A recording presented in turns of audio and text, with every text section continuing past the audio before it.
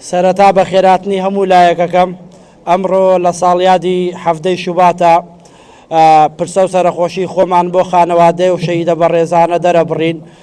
ئێمەش هەر ڕۆڵێ و بنەماڵەوە و کەسانین بۆ ئێمەش بەردەوام دەبین لەسەرم ڕێگایە هەتا گەینە و ئامانجومە بەسانەی کە میلەتی کورد پێویستێتی.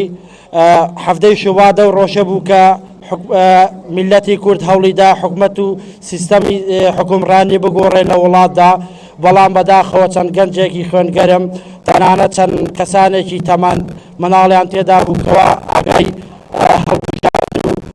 خۆپیشاندانیان نەئازانی.